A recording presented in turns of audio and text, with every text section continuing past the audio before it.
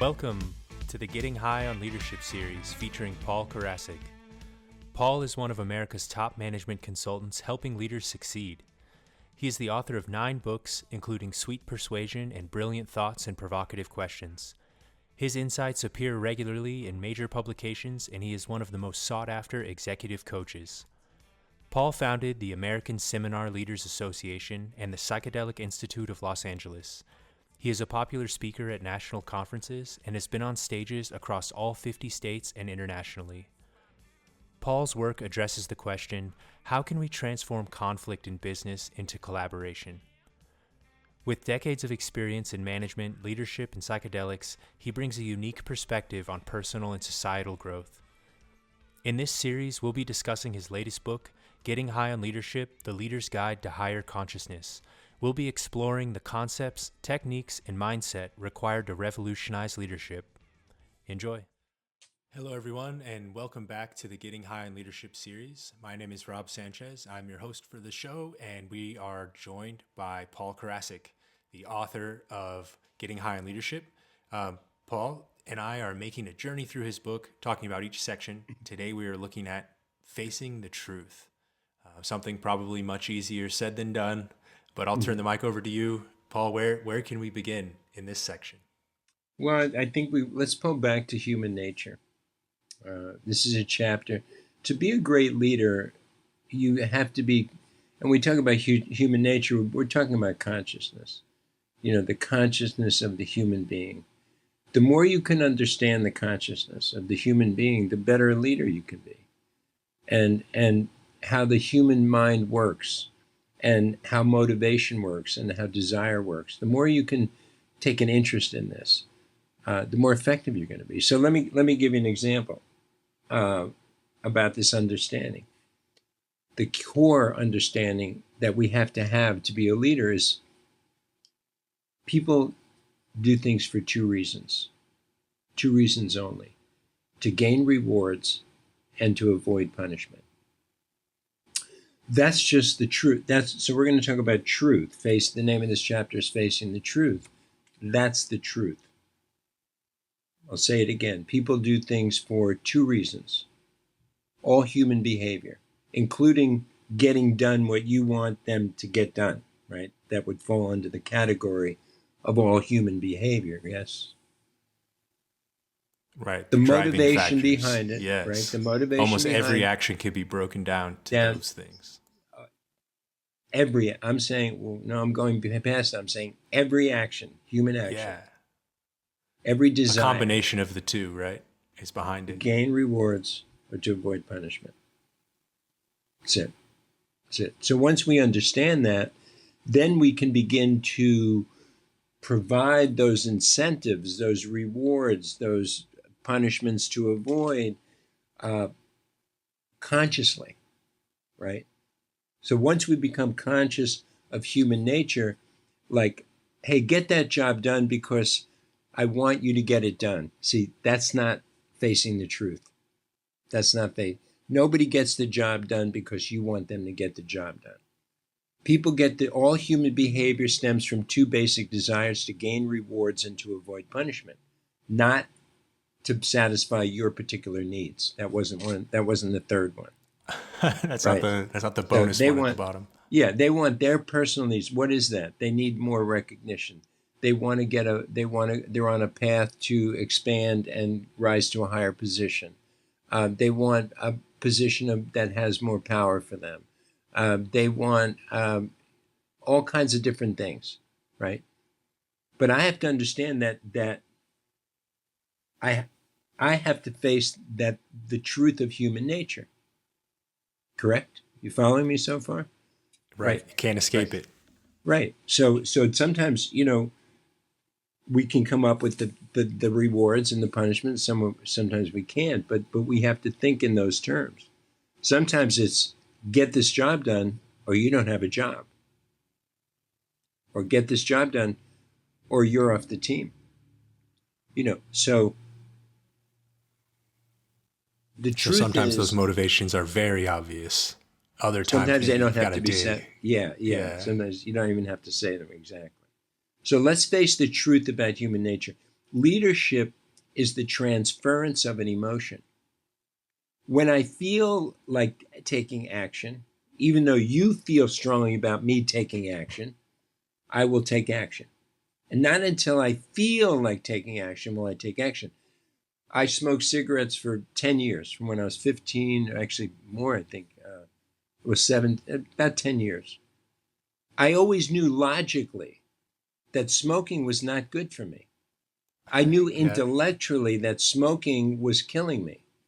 I knew I could read stats and see that this was detrimental to my health and causing health problems, or would cause health problems.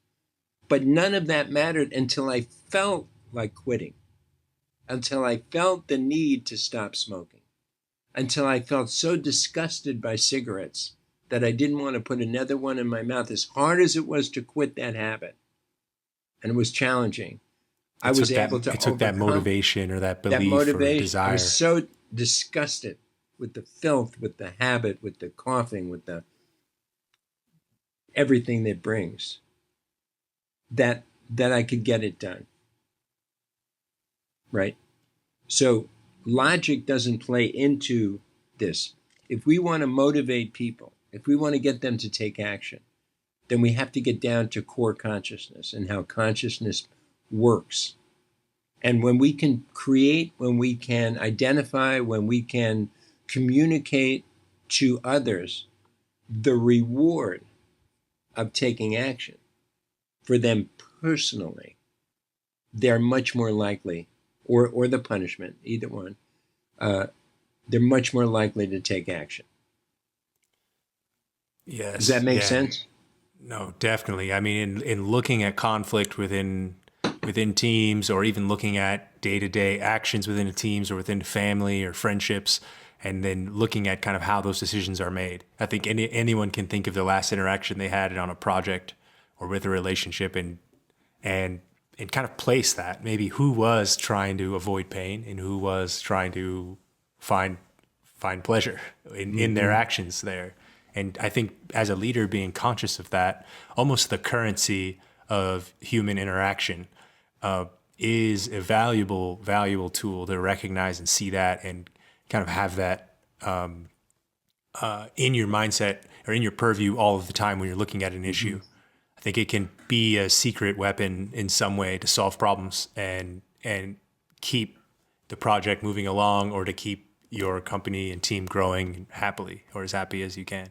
Well, when you see that, and also to align, to accept, when I say face the truth, and this is the truth, and it's not as pretty as we'd like it. Everybody's selfish. Rob is thinking about Rob, and Paul is thinking about Paul.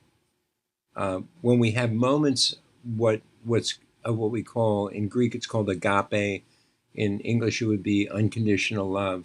When we have that, we are so joyous. Like if you ask the average person, what's the best part of your life? Many people will say, my kids. My kids. They won't say their marriage, my kids, or my grandkids. That's the best part of my life. Why? Because that's the area of their life that they're giving unselfishly, that they love from that point of view of acceptance. When that's the part of their life that has the highest level of consciousness and truth and authenticity, and very so interesting correlation there. Yeah. And but check it out. And this is the one area where they give unselfishly, what we called altruistic egotism in a chapter earlier. So isn't this weird, right? The thing that they're getting the most satisfaction about is the area of the life where they're giving the most unselfishly, the most giving, the most caring. That there's no numbers. There's no, I do this to get that. It's just, my granddaughter wants that, and I'm going to give it to her. And she needs me to take her to the adventure park next week. I'm taking her. You see what I'm saying? So let's face the truth here in this chapter, that everybody is selfish, including me, including you, including every leader. Because progress begins with the truth. And Yeah. Yeah. there's nothing wrong with saying, I want to be a leader to get recognition, to get power, to make more money, to get more attention, to whatever personal thing, it's fine. But to avoid it and say, no, I'm here to serve the greater good. No, you're making a lot of money, my brother. Like you're doing this for money. Like, what are Yeah. you talking? My mission is to, it's interesting when people run to be president, I want to serve the country, and then they lose.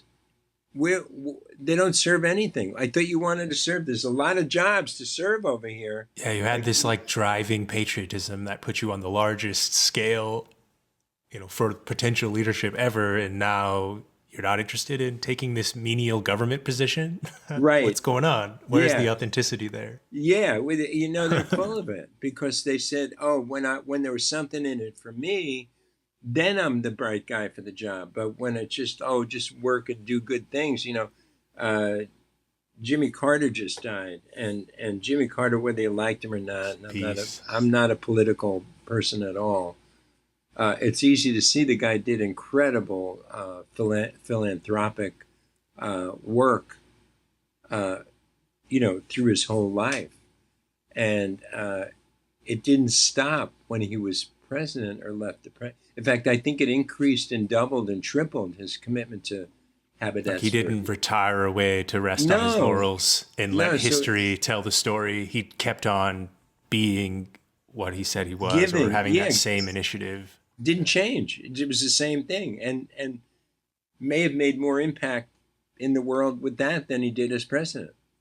But it was part of who he was. Again, I'm only judging from actions now, and not speaking from any other point of view. So this chapter, the core issue here is acceptance. Acceptance that you want to get stuff out of being a leader. You do want attention. You do want to be recognized. That's fine. That's human nature. There's nothing that's going to stop that.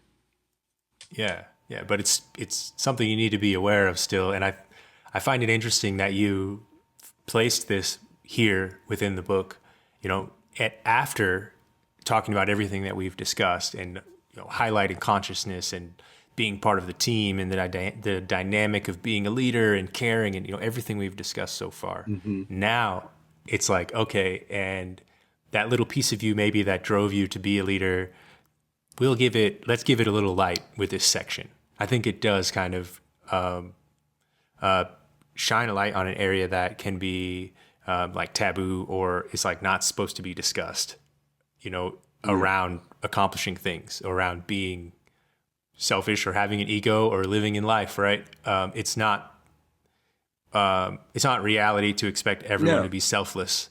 No. So I think, embracing that reality and recognizing for what it is a valuable tool. So you don't let that drive you. Exactly, Rob. And that's why I'm not a big fan of that servant leadership. There's been a bunch of books written about it. Because there's something like I get it. We've talked about it, and we actually mention it. It's one of our memes in the book here. Yeah. But the truth is, it's a little bit inauthentic, isn't it? To say, "Oh, I'm here just to serve you." No, you want something. You want recognition. You want power. You want money. You want position. Right. Right. And that's fine. I mean, there's nothing wrong with that. Whether you're running a group for the church or personal ventures or whatever it is, you want something out of it. You want control. You want, there's all kinds of things you could want, and just go, okay, that's human, and I can accept that. But I don't want to do a consciousness bypass in this chapter and say, well, I'm above that. I'm a servant leader. Yeah, it's almost like this is that little dose of reality. As we've been talking about this ideal and kind of this sometimes even abstract, right, form of like perfect leadership, in quotes, perfect conscious leadership. And I think this is that weight of reality that's like, oh yeah, but just don't forget that you do have this to deal with, forever, within yourself and everyone you're talking to. Just to sum it up, is that awareness is all you need.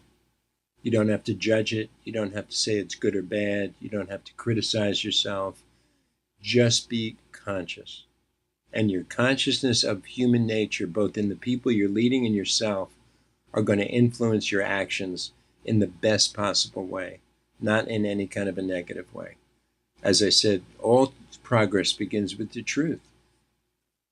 And this is just the truth. So be with it. No action step here. Pure consciousness is what we're talking about. That this is what we're dealing with, and it's fine. We can work with it. Yes, yeah, embody that one within this section. For all of you watching and listening, and please follow along in this journey with us. Feel free to ask any questions or reach out with contact details at the end of the episode. Thank you. Thank you. Thank you for joining us on this episode of the Getting High on Leadership series.